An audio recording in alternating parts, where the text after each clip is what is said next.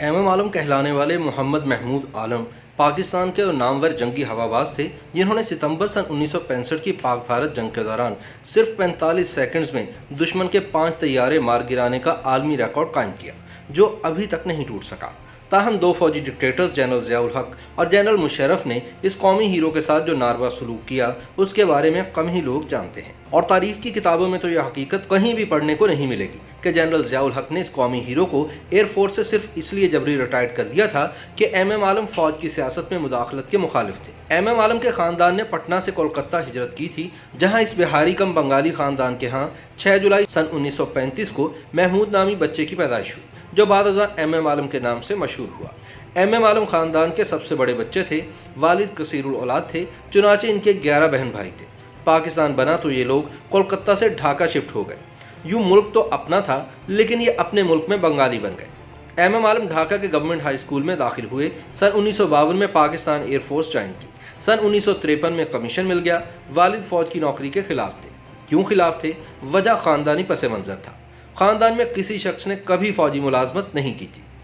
والد کی خواہش تھی کہ یہ پڑھیں لکھیں، سی ایس ایس کریں اور اعلیٰ سرکاری عہدہ حاصل کریں۔ محمود کے والد فوجی سروس میں جان لینے اور جان دینے کے خلاف تھے، لیکن محمود ڈٹ گئے اور یوں ان کا ایئر فورس کا کریئر شروع ہو گیا۔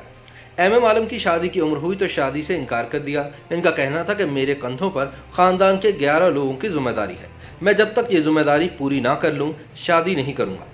سن 1965 کی پاک بھارت جنگ شروع ہوئی۔ بھارت نے 6 ستمبر کو لاہور پر حملہ کر دیا۔ پاک فضائیہ کو 7 ستمبر کو بھارت پر حملے کا حکم ہوا۔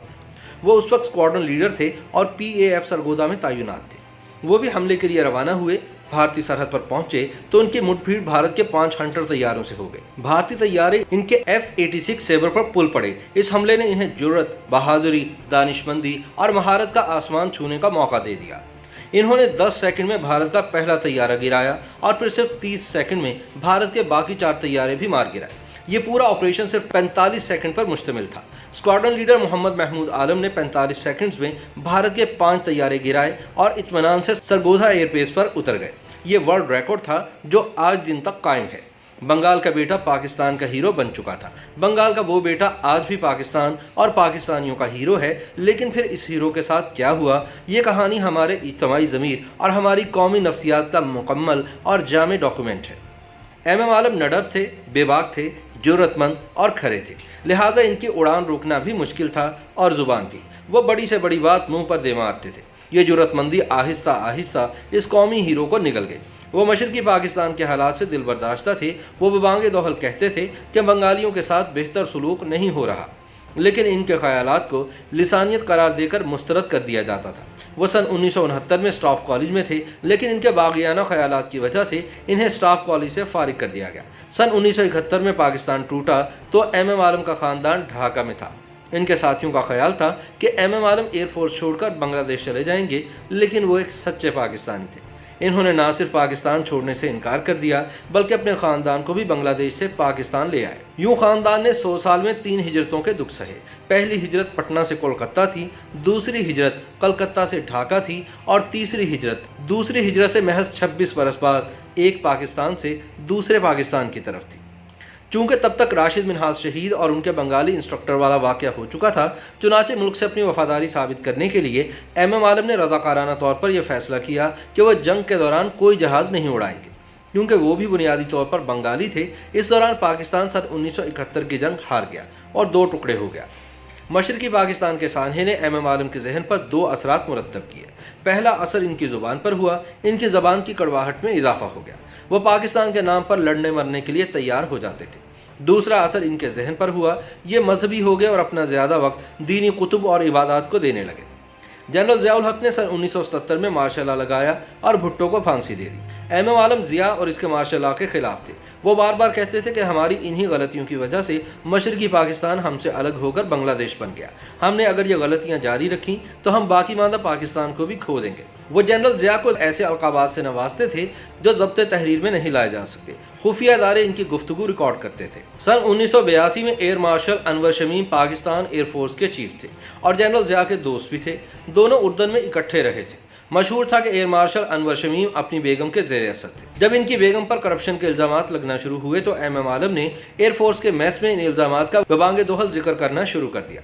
वो बार बार कहते थे कि जनरल ज़ियाउल हक अपने साथियों के साथ मिलकर पाकिस्तान को तबाह कर रहे हैं। खुफिया इदारों ने ये गुफ्तगू टेप करके चीफ ऑफ एयर स्टाफ को पहुंचा दी। अनवर शमीम ये टेप लेकर जनरल ज़िया के पास चले गए। ज़ियाउल हक ने टेप सुनी और एमएम आलम को एयरफोर्स से फारिग करने का हुक्म दे दिया। और यूं पाकिस्तान के हीरो और एयरफोर्स की हिस्ट्री के वर्ल्ड रिकॉर्ड होल्डर एमएम आलम को सन 1982 में कब्ल अज़ वक्त रिटायर्ड कर दिया गया। वो उस वक्त एयर कमोडोर थे। एमएम आलम की पेंशन समेत तमाम मराद भी रोक ली गई।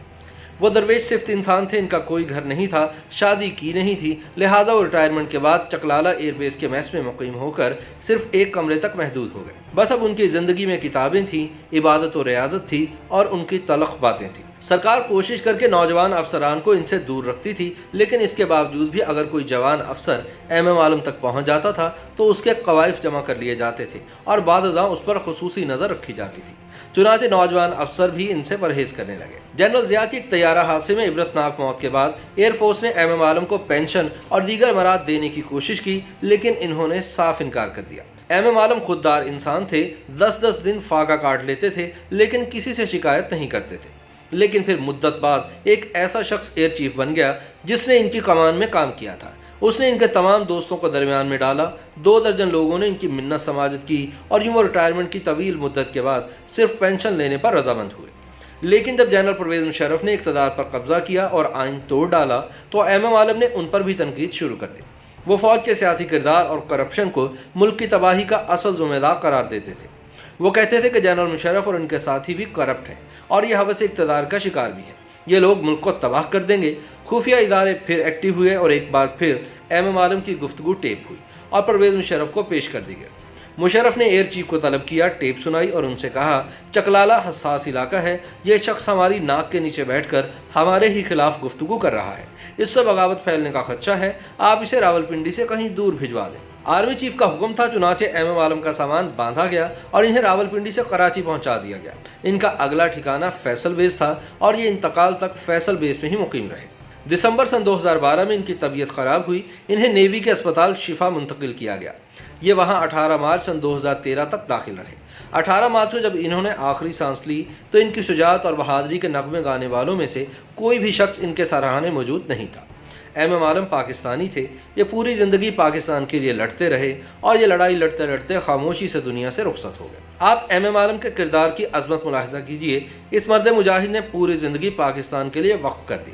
मुल्क के लिए 2 हिजरतों का दुख सहा। वह सन 1971 में बांग्लादेश चले जाते तो वह यकीनन बंगला एयरफोर्स के चीफ होते, लेकिन इन्होंने पाकिस्तान छोड़ना गवारा ना किया। एमएम आलम पूरी ज़िंदगी उन लोगों के दिए दुख सहते रहे जिन्होंने पाकिस्तान को तबाही के सिवा कुछ नहीं दिया। जनरल ज़ियाउल हक ने अपने इक़्तिदार को तूल देने के लिए पाकिस्तान को अफ़गान वार में झोंक दिया था और इसके नतीजे में मुल्क ने नाकाबिले तलाफ़ी नुकसान उठाया। और क्या ये भी हकीकत नहीं कि जनरल मुशर्रफ ने अमेरिका और यूरोप से अपने यूनिफॉर्म तस्लीम कराने के लिए मुल्क को दहशतगर्दी की उस जंग में धकेला जिसके नतीजे में 60,000 पाकिस्तानी शहीद हो चुके हैं। मुल्क 80 अरब डॉलर का नुकसान उठा चुका है और पाकिस्तान का शुमार दुनिया के ख़तरनाक तरीन मुल्कों में हो रहा है। क्या यह हकीकत नहीं कि हमने जनरल मुशर्रफ की गलत पॉलिसियों की वजह से फौजियों की इतनी लाशें उठाई जितनी हमने जंगों में नहीं उठाई? और क्या ये भी हकीकत नहीं कि जर्नैलों की हवस इक़्तिदार ने मुल्क को नाकाबिले तलाफ़ी नुकसान पहुँचाया? अगर ये सारी बातें दुरुस्त हैं तो फिर एमएम आलम ने पूरी ज़िंदगी क्या गलत कहा और किया जिसकी इन्हें ज़िया और मुशर्रफ सज़ा देते रहे? हमें कम से कम ये तो मानना होगा कि हम एक ऐसी कौम हैं जो अपने हीरोज़ के मुँह से भी असल सच सुनने के लिए तैयार नहीं। हमारे मुल्क में 2 तरह के सच बोले जाते हैं, असल सच और सरकारी सच। और जिना के पाकिस्तान की बदकिस्मती ये है कि यहाँ हमेशा असल सच हारता है और सरकारी सच जीत जाता है। YouTube पर गूगली न्यूज देखने के लिए youtube.com की सर्च बार में गूगली न्यूज टीवी टाइप करें। गूगली न्यूज के पेज पर सुर्ख रंग के सब्सक्रिप्शन वाले बटन पर क्लिक करना ना भूलिए। YouTube पेज पर अपलोड होने वाली वीडियो से बाखबर रहने के लिए बेल आइकन पर क्लिक कीजिए। आपको हर नई वीडियो के बारे में नोटिफिकेशन मौसूल हो जाएगा।